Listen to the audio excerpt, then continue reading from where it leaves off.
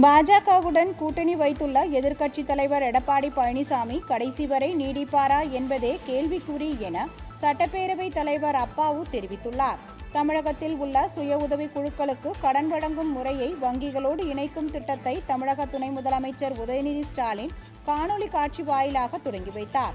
நெல்லையில் நடைபெற்ற நிகழ்ச்சியில் தமிழக சட்டப்பேரவை தலைவர் அப்பாவு, நெல்லை மாவட்ட ஆட்சித்தலைவர் சுகுமார் உள்ளிட்டோர் கலந்து கொண்டனர். தொடர்ந்து செய்தியாளர்களை சந்தித்த அப்பாவு, மதுரையில் பிரதமர் அடிக்கல் நாட்டிய எய்ம்ஸ் மருத்துவமனைக்கு இதுவரை எந்த நிதியும் ஒதுக்கவில்லை என குற்றம் சாட்டினார். தமிழகத்திற்கு ஒதுக்கப்பட்ட ரயில்வே திட்டத்திற்கான நிதி 701 கோடி ரூபாய் திரும்ப பெறப்பட்டுள்ளதாக கூறினார். பாஜகவுடன் கூட்டணி வைத்துள்ள எதிர்க்கட்சித் தலைவர் எடப்பாடி பழனிசாமி கடைசி வரை நீடிப்பாரா என்பதே கேள்விக்குறி என தெரிவித்தார். எதிர்க்கட்சித் தலைவர் எடப்பாடி ஐயா கடைசி வரை அவங்க கூட இருப்பாங்களான்னு மட்டும் கேளுங்க. அவரு வேற முடிவு எடுத்தாச்சு.